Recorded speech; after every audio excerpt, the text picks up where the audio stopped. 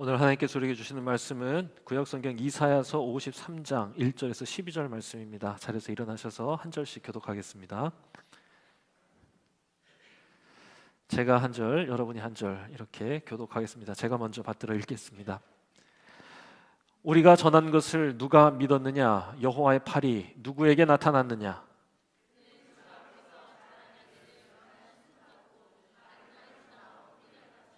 고운 모양도 없고 풍채도 없은즉 우리가 보기에 흠모할 만한 아름다운 것이. 그는 멸시를 받아 사람들에게 버림받았으며 간고를 많이 겪었으며 질고를 아는 자라. 마치 사람들이 그에게서 얼굴을 가리는 것 같이 멸시를 당하였고 우리도 그를 귀히 여기지 아니하였도다. 그는 실로 우리의 질고를 지고 우리의 슬픔을 당하였거늘 우리는 생각하기를 그는 징벌을 받아 하나님께 맞으며 고난을 당한다. 그가 찔림은 우리의 허물 때문이요 그가 상함은 우리의 죄악 때문이라. 그가 징계를 받음으로 우리는 평화를 누리고 그가 채찍에 맞음으로 우리는 나음을 받았도다. 양 같아서 그릇 행하여 각기 제 길로 갔거늘 여호와께서는 우리 모두의 죄악을 그에게 담당시키셨도다. 그가 곤욕을 당하여 괴로울 때에도 그의 입을 열지 아니하였으며 마치 도수장으로 끌려가는 어린 양과 털 깎는 자 앞에서 잠잠한 양같이 그의 입을 열지 아니하였도다. 그는 곤욕과 신문을 당하고 끌려갔으나 그 세대 중에 누가 생각하기를 그가 살아있는 자들의 땅에서 끊어짐은 마땅히 형벌받을 내 백성의 허물띠라 할수리요. 그는 강포를 행하지 아니하였고 그의 입에 거짓이 없었으나 그의 무덤이 악인들과 함께 있었으며 그가 죽은 후에 부자와 함께 있었도다. 깨 하시기를 원하사 질고를 당하게 하셨은즉 그의 영혼을 속건 제물로 드리기에 이르면 그가 씨를 보게 되며 그의 날은 길 것이요 또 그의 손으로 여호와께서 기뻐하시는 뜻을 성취하리라. 그가 자기 영혼에 수고한 것을 보고 만족하게 여길 것이라. 나의 의로운 종이 자기 지식으로 많은 사람을 의롭게 하며 또 그들의 죄악을 친히 담당하리로다. 그에게 그와 함께 몫을 받게 하며 강한 자와 함께 탈취한 것을 나누게 하리니 이는 그가 자기 영혼을 버려 사망에 이르게 하며 범죄자 중 하나로 헤아림을 받았음이니라. 그러나 그가 많은 사람의 죄를 담당하며 범죄자를 위하여 기도하였느니라. 이는 살아계신 하나님의 말씀입니다. 아멘. 네, 자리에 앉겠습니다. 예수의 오심을 기다리는 대림절 세 번째 주일입니다. 지난주에 이어서 고난받는 종의 노래 두 번째 시간입니다. 예수님께서는 이사야의 예언대로 우리 곁에 우리와 같은 모습으로 고난받는 종으로서 오셨습니다. 이사야의 예언은 다른 말로 하면 하나님의 약속이기도 합니다. 하나님께서는 그 약속을 성취하시기 위하여 이 땅에 우리와 같은 모습으로 고난받는 종의 모습으로 오셨다, 그것이죠. 고난받는 종의 모습을 생각하면서 예수님의 성탄을 기다리는 오늘 고난받는 종이 어떤 삶을 살았는가를 보면서 우리가 따라야 할 구원의 길을 확인하는 시간 되었으면 좋겠다 생각합니다. 우리를 위해 오신 그분은 또한 우리가 따라가야 할 길을 보여주신 분이기 때문에 그렇습니다. 그분의 삶의 모습, 고난받는 종의 모습을 어떻게 하나님은 이사야를 통해서 예언하셨는가 찾아가 보겠습니다. 고난받는 종의 노래는 총 이사야에 4편이 나옵니다. 오늘 우리가 읽은 것은 마지막 편입니다. 53편 1절에서부터 12절이 총 4편 중에 마지막 편이에요. 제일 처음에는요 42장 1절부터 4절에서 나오고요, 두 번째는 49장에, 세 번째는 우리 지난주에 읽었던 50장에, 그리고 오늘 53장이 있습니다. 먼저 이사야 42장 제일 처음에는요 고난받는 종을 하나님께서 선택하시는 노래가 나오는데요, 거기 보니까 이 고난받는 종은 정의를 행하는 자라고 이야기합니다. 그러니까 우리에게 오신 예수 그리스도는 어떤 분이시냐? 정의를 행하는 자다라고 이사야의 예언을 통해서 보여주신 겁니다. 이사야서 42장 1절, 내가 붙드는 나의 종, 내 마음에 기뻐하는 자, 곧 내가 택한 사람을 보라. 내가 나의 영을 그에게 주었은즉 그가 이방에 정의를 베풀리라. 정의를 베푸는 자입니다. 그런데 그 정의를 어떻게 베푸냐? 2절, 그는 외치지 않고 목소리를 높이지 않고 그 소리를 거리에 들리게 하지 않는다. 시끄럽게 떠버리는 자가 아니라 겸손하게 조용히 그 존재로서 그 정의를 증명하는 자다. 3절 아주 유명한 말씀이 나옵니다. 상한 갈대를 꺾지 아니하며 꺼져가는 등불을 끄지 아니하고 진실로 정의를 시행할 것이며. 어떻게 정의를 행하냐? 상한 갈대 꺾지 않고 꺼져가는 등불 끄지 않는 일을 그분은 하실 거다. 4절 그는 쇠하지 아니하며 낙담하지 아니하고 세상에 정의를 세우게 이르리니 섬들이 그 교훈을 앙망하리라. 결코 그 길을 걷는 일에 있어서 지치지 않을 거고 포기하지 않을 거고 반드시 정의를 세울 것이다. 자, 이게 고난받는 종 예수 그리스도께서 이 땅에 오실 때 그분을 노래하는 첫 노래였습니다. 정의를 행하는 자다라는 거죠. 자, 그렇다면 그 정의란 뭘까? 이제 여기서부터 이제 궁금증이 시작됩니다. 그리고 오늘 우리가 읽은 이 말씀이 그분이 행하실 정의가 어떤 것인지를 설명하고 있는 말씀이라 할 수 있습니다. 솔직히 정의를 정의한다는 게 쉬운 일이 아닙니다. 이게 각 사람마다 정의의 정의가 다 다르기 때문에 그렇습니다. 어떤 사람은 뭐 이렇게 생각하고 또 어떤 사람은 또 저렇게 생각하고 이러는 게 정의거든. 난 이게 정의라고 생각해. 난 이게 정의라고 생각해. 너무 다양합니다. 그런데요, 이사야는요, 구약 시대 처음으로 오늘 우리가 읽은 이 53장에서 전혀 새로운 정의를 이야기하는 겁니다. 이게 우리가 그냥 이렇게 한 번 하나를 읽어서 그렇지 구약 성경 전체에서 이런 정의를 얘기한 적은 지금이 처음이자 마지막입니다. 이게 유일한 본문이에요. 그리고 이 유일한 선언을 우리 주 예수 그리스도께서 이 땅에 오셔서 실현하셨고 그 길을 따라오라고 말씀하시는 겁니다. 그러니 이게 얼마나 중요한 말씀인가. 자, 먼저 오늘 선포하는 이 정의를 이해하려면 그 이전에는 어떤 정의가 있었는지를 좀 알아야 됩니다. 이사야 이전에 어떤 정의가 이스라엘 백성에게 있었느냐? 모세를 통해 말씀하신 모세의 정의가 있었는데요, 그걸 한마디로 하면 이렇게 얘기할 수 있습니다. 대등한 복수로 이루는 정의입니다. 이게 모세를 통해 주신 하나님의 말씀 율법 5경에 담겨져 있는 정의였습니다. 대등한 복수로 이루는 겁니다. 저는 복수물 영화를 좋아합니다. 여러분들도 아마 그러시리라 생각합니다. 네. 그러니까 이게 법이, 경찰이 그 문제를 해결하기 전에 먼저 빠르게 악한 범죄자들을 막 소탕하는 거. 마동석 영화가 너무 좋습니다. 이 마동석의 타격감이 아주 후련합니다. 이게 다른 사람이 때리는 것보다 마동석이 때리면 속이 다 후련해져요. 제가 좋아하는 손석구가 맞을 때는 좀 가슴이 아프기도 하면서 시원하기도 하면서 굉장히 복잡한 감정이었는데 어쨌건 마동석이 한번 이렇게 딱 날리면은 아주 그냥 내 분노가 그냥 확 하는 통쾌함이 있습니다. 예전에 테이큰이라고 하는 영화가 있었습니다. 테이큰 아시죠? 딸을 납치해간 범죄 집단을 아버지가 혼자서 다 처치하는 겁니다. 만약에 그 아빠가 직접 나서지 않았으면 딸에게 무슨 일이 일어났을지 모르는 불안감을 계속 느끼면서 영화를 보잖아요. 빨리 제발 제발 이러는데요, 그 리암 니슨이 얼마나 싸움을 잘하는지요. 완전 뭐 박수 치면서 보는 거지요. 만약에 이 테이큰이라고 하는 영화가 그렇게 복수하는 게 아니라, 복수를 하더라도 아주 속 시원하게 복수하잖아요. 진짜 한 대를 때리는 게 아니라 한 10대 때리잖아요. 세게 아프게 막. 그런데 이 영화가 경찰에 신고하고 법적 조치를 기다리고 법정에 서고 6년 정도 걸려가지고 2년 실형에다가 3년 집행유예 받았다, 이런 식으로 끝나버리면 이런 영화는 전에 흥행 못할 겁니다. 그거는. 이게 다 우리 모두 우리 안에, 우리 내면에 있는 몇 배의 복수, 나에게 피해를 끼친 상대방에게 무자비한 복수를 하고 싶은 우리의 마음을 대변하기 때문에 그런 거다, 저는 생각했습니다. 맞아요, 우리에겐 다 그런 마음이 있습니다. 솔직히 제가 손해를 보면 나에게 피해를 입힌 그 사람에게는 조금 더 무자비하게 복수하고 싶은 겁니다.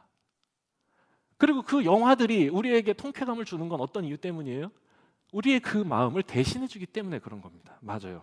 받은 만큼 돌려주는 게 아니라 몇 배로 돌려주는 거죠. 실제로 법 체제가 제대로 잡혀있지 않던 그 고대 시대에 이 이스라엘 사람들 모세 시대에도 이런 심리는 똑같아서요. 그때는 화끈한 복수가 오히려 수월했고 그리고 일면으로는 당연하게 여겨지던 시대였습니다. 그래서 복수는 항상 더 큰 복수를 낳았고 복수의 악순환은 끊어질 줄 몰랐던 겁니다. 그때 하나님께서 모세에게 그 야만의 시대를 종식하는 하나님의 정의를 선포하게 하시는데 그게 뭐였냐? 바로 복수로, 정확한 복수로, 아까 뭐라 했어요? 대등한 복수로 이루는 정의를 모세의 입을 통해서 선포하게 했었어요. 출애굽기 21장 23절에서 25절입니다. 그러나 다른 해가 있으면 갑되 생명은 생명으로 눈은 눈으로 이는 이로 손은 손으로 발은 발로 된 것은 된 것으로 상한 것은 상함으로 때린 것은 때림으로 갚을지니라. 잘했죠? 엄청 빠르죠? 눈에는 눈, 이에는 이입니다. 딱 그만큼만 돌려주라는 거예요. 이게 오늘날의 시각으로 보면 꽤 잔인해 보입니다. 손을 상하게 하면 손을 잘라라 뭐 이런 거 약간 무섭잖아요. 그것도 뭐 피해자의 인권이니 뭐 이렇게 이런 관점에서 바라보면 이건 안 되는 거지만 적어도요. 그 당시의 눈으로 보면 공정한 복수의 원칙을 가르쳐 준 겁니다. 이거 굉장히 저는 훌륭한 정의였다고 생각합니다. 이게 만약에 복수를 개인적인 영역으로 그냥 내버려 두고 개인이 알아서 선택하게 한다면 분명 복수는요 반드시 더 큰 폭력을 낳을 거고요. 그건 또 다른 폭력을, 그건 또 다른 폭력을, 또 다른 폭력을 끊임없이 폭력의 악순환에서 이 인간 세상이 헤어나오지 못할 거예요. 그때 하나님께서는 이스라엘 백성에게 만민이 법 앞에서 평등하다고 하는 것을 선언하신 거나 다름없다. 누구나 다 똑같이 넘지 마라. 선을 넘지 말라는 겁니다. 그래서요. 이 율법의 특징이 하나 있는데 절대로 이 복수할 때는요. 대등한 복수여야지 이걸 돈으로 때울 수 없게 하셨습니다. 왜 그렇게 했어요? 당시에도 부자가 있었기 때문에 돈으로 때우려고 하는 게 쉬운 사람들이 있어요. 돈으로 때우는 보상의 길을 열어주게 되면 그건 부자들이 그냥 대충 죗값을 쉽게 치를 수 있기 때문에 그렇게는 안 된다. 반드시 대등해야 된다. 이게 얼마나 공평합니까? 혹시 우리 중에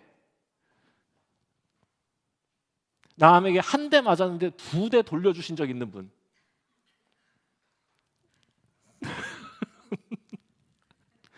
교통사고를 당하고 약간 괘씸한 마음에 합의 안 해주고 뒷못 잡고 나가서 입원하고 마지막에 합의금으로 큰목 보신 분, 남에게 돈 좀 빌려줬다가 이자 제대로 복리로 붙여가지고 재미 보신 분, 만약 우리가 그렇게 살아가고 있다면 그런 우리는 모세 시대의 이스라엘만도 못한 정의 감각을 갖고 있는 건지도 모르겠다 생각합니다. 여러분, 받은 만큼만 돌려주며 삽시다. 받은 만큼만 돌려주는 겁니다. 딱 그만큼. 그 이상 되갚고 복수하려고 하지 말아야 합니다. 그리고 악인은 우리가 복수하지 않아도 알아서 불행해지게 돼 있지 않습니까? 하나님께서 그 머리 위에 숯불을 올려놓고 계시다 말씀하지 않습니까? 우리 손에 피 묻힐 필요 없어요. 부디 우리 교회 성도들은 복수에는 영 재주가 없는 사람들이 되시기를 주의 이름으로 축원합니다. 이것만 해도 여러분 훌륭한 겁니다. 자, 그런데 오늘 우리가 읽은 이사야는 여기에서 한 걸음 더 나갑니다. 그래서 새로운 거예요. 아니, 전혀 새로운 정의를 말하는 겁니다. 뭐라고 말하냐? 받은 만큼 돌려주는 절제된 힘의 정의가 모세의 정의였잖아요. 받은 만큼만 돌려주는 거예요. 그런데 이사야는 뭐라고 말하냐? 받은 채로 살아가는, 기꺼이 받아주는, 사랑으로 이루는 정의를 말하는 겁니다. 대등한 복수의 정의가 아니라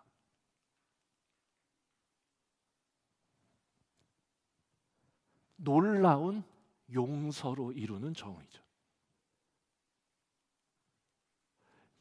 이게 굉장히 어렵습니다. 왜냐하면 복수하고자 하는, 아니 더 세게 복수하고 싶은 우리의 본성과 완전히 대조되기 때문에, 그래서 이사야가 정의를 행하는 하나님의 종을 오늘 이 마지막 고난받는 종의 노래에서 뭐라고 부르냐? 복수하는 자가 아니라 그는 고난받는 자라고 노래하기 시작합니다. 오늘 이게 시가 굉장히 길어요. 지금 12절이나 되는데 혹시 말씀을 순서대로 띄워줘 보세요. 1절에서부터 3절까지 제가 그걸 쉽게 설명드리겠습니다. 이게 뭘 말하는 건지. 1절에서부터 3절, 꽤 긴 얘기죠. 꽤 긴 얘기인데, 그는, 그 하나님의 종은 어떤 자냐? 그는 멸시를 당한 자고 버림받은 자고 슬픔이 많은 자고 질병이 그치지 않는 자였다. 고통 중에 살아가던 자였다. 이게 1절에서 3절까지의 말씀입니다. 4절에서 5절, 여기가 핵심인데 반전입니다. 그가 그렇게 받은 그 모든 고난은 놀랍게도 그가 받은 죄에 대한 형벌이 아니라 우리를 위한 희생이었다.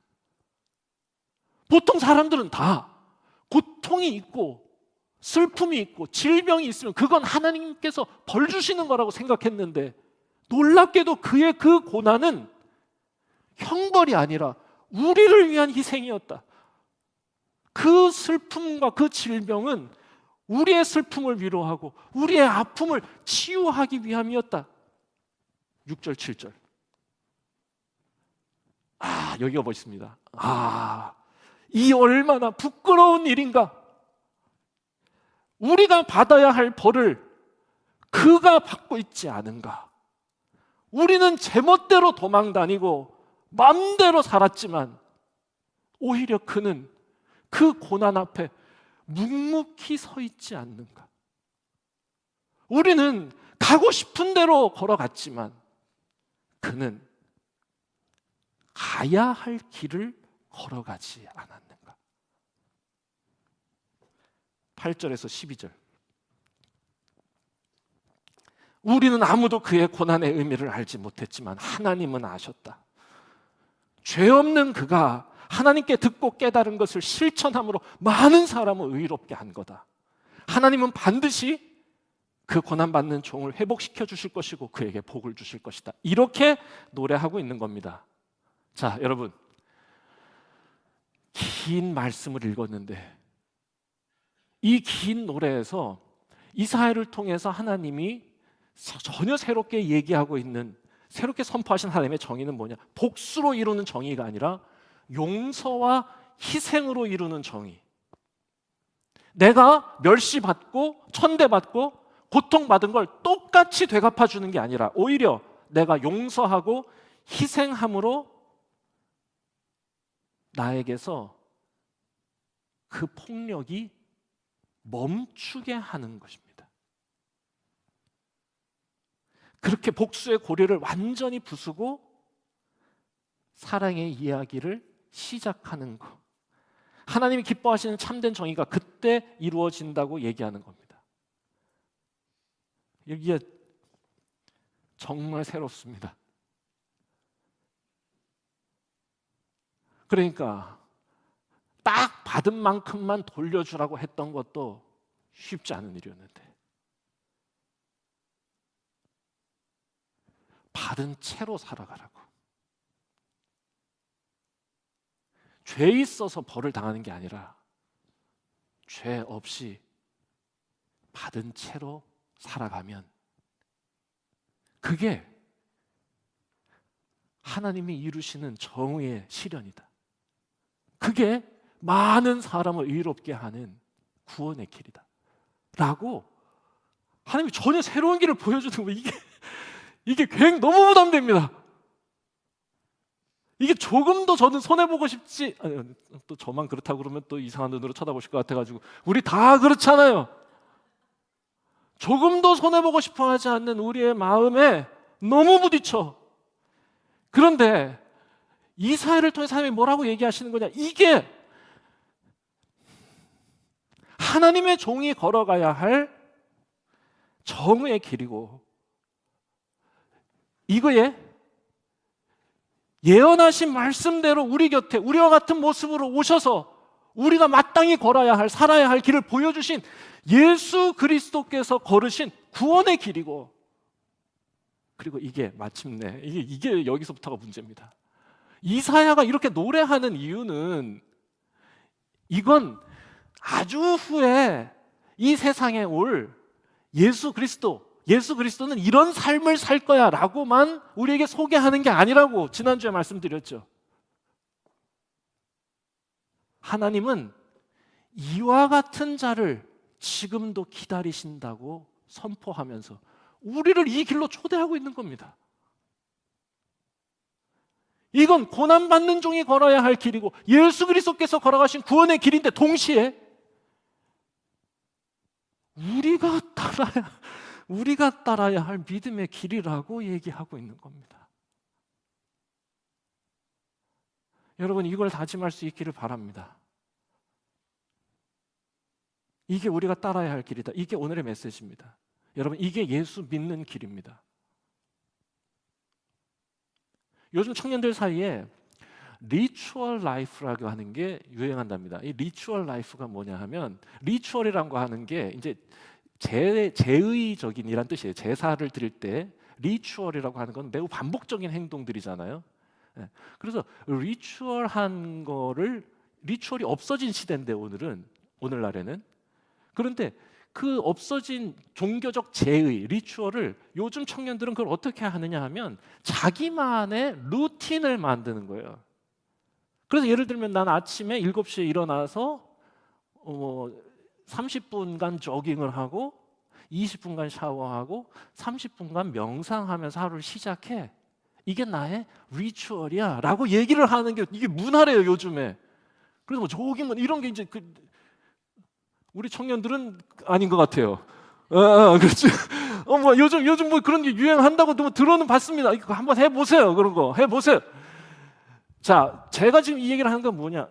이게 요즘 청년들이, 그러니까 종교가 없는 청년들이 갖는 리추얼 라이프라고 하면, 우리는 어떻게 리추얼 라이프를 살아갈 거냐? 이런 거예요. 저는 우리 청년들에게도, 우리 성도들에게도 정말로 예수 그리스도를 따라가는 리추얼 라이프가 있기를 바랍니다. 이게 없다면 우리가 그리스도를 믿는다고 하는 걸 무엇으로 증명할 것인가? 여러분, 오늘 이 말씀이 너무 무거운 주제여서 전하기가 쉽지는 않지만 부디 여러분의 마음에 새겨지기를 바랍니다. 그 그리스도를 믿고 따른다고 하는 것, 우리가 예수를 믿는다고 하는 건 그분이 가신 길을 함께 걷겠다고 하는 다짐입니다. 그리고 거기에 핵심이 무엇이냐? 이거예요. 참음으로 이루어내는 정의예요. 용서로 이루어내는 정의입니다. 쉽지 않습니다. 누군가의 폭력이 나에게서 멈추게 하는 일입니다. 이게 예수께서 우리에게 보여주신 일입니다.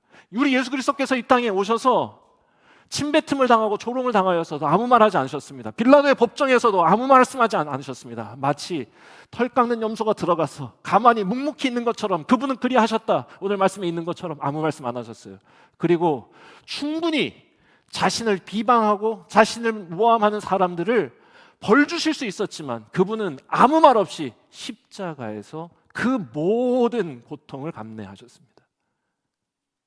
거기에서 모든 폭력을 멈추셨습니다. 이 길을 가는 겁니다. 전에 한번 그런 표현을 제가 쓴 적이 있는데, 예수 그리스도를 믿고 살아가는 건 우리 자신이 쇼업소바로 사는 것이다. 쿠션으로 살아가는 것이다. 기억 안 나시는 것 같습니다. 쇼크 업서버라는 거 있다고 말씀드렸죠. 자동차에 쇼바라고 하는 거, 충격 흡수 장치입니다. 충격 흡수 장치로 사는 거다, 이거예요. 폭력이 거기에서 사라질 수 있도록, 나에게서 사라질 수 있도록 쿠션으로, 라텍스로, 메모리 폼으로 사는 것이다. 스폰지가 되어 사는 것이다. 나에게 그것이 오면 튕겨나가는 것이 아니라 와서 머물게 하는 것. 오늘 말씀의 끝에 뭐라고 합니까? 사람들은 모르지만 우리 하나님은 아신다. 우리 하나님은 반드시 그 일을 거룩하게 하실 거고 그에게 보상해 주실 거다. 여러분, 이 믿음으로 사는 게 우리입니다. 오늘 용서하고 그날 심판받는 걸 기다리는 사람들입니다. 다시 하겠습니다. 그리스도인으로 현대인을 살아가는 리추얼이 무엇이냐? 오늘 용서하고 그날 심판받기를 기다리는 것. 베드로도 이 믿음으로 우리에게 이렇게 권면합니다. 오늘 우리가 읽은 이 말씀을 고스란히 똑같이 인용을 해요. 뭐라고 인용하냐? 베드로전서 2장 19절에서 21절. 부당하게 고난을 받아도 하나님을 생각함으로 슬픔을 참으면 이는 아름답다. 죄가 있어서 매를 맞고 참으면 무슨 칭찬이 있겠는가? 그러나 선을 행함으로 고난을 받고 참으면 이건 하나님 앞에서 아름답다. 그러니 이를 위하여 너희가 부르심을 받았다는 거 잊지 마라. 그리스도를 위하여, 그리스도도 너희를 위하여 고난을 받으사 너희에게 본을 보여주셨으니 그 이유는 우리가 그분의 그 자취를 따라오게 하려 하십니다. 아시겠습니까?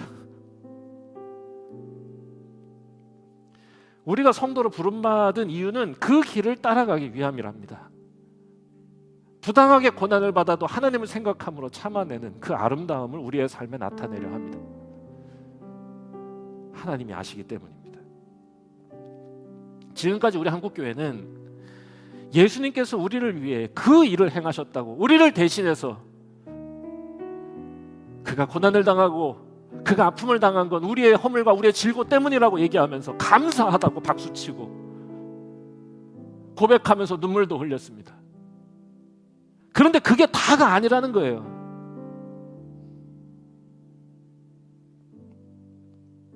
오히려 베드로는 주님께서 우리를 위해 행하신 그 일에 감동하고 감사하며 눈물 흘리기보다 네가 그 길을 걸어가야 한다고 명령하는 겁니다.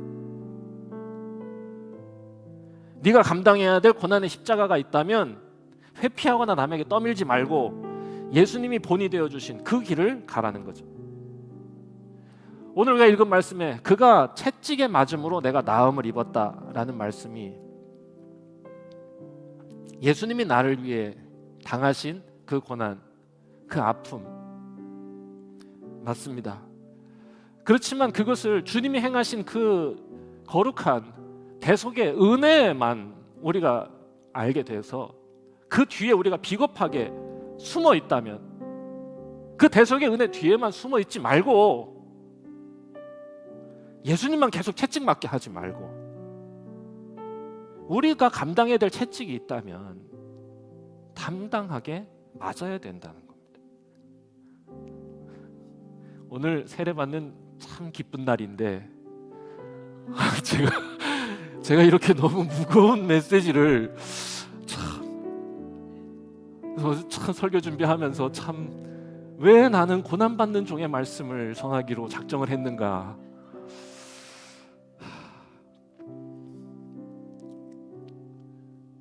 그래도 이때가 아니면 언제 우리가 고난받는 종으로 이 땅에 오신 예수 그리스도 그분의 삶을 따라간다는 게 어떤 의미인지 깊이 새겨보겠는가 이런 생각도 해봅니다. 말씀 정리하겠습니다. 여러분, 우리가 걸어야 할 길은 받은 대로 되돌려주는 모세의 길이 아니라 용서와 희생으로 모든 폭력을 멈추신 예수님의 길입니다. 부디 우리 성도들이 살아가는 삶의 자리에서는 폭력의 악순환이 우리로 인해 멈추어지고 그곳에서 폭력의 이야기가 아니라 사랑의 이야기, 용서의 이야기, 화해의 이야기가 넘쳐나게 되기를 바랍니다. 특별히 오늘 세례받는 분들에게 이 다짐이 새롭게 새겨졌으면 좋겠습니다.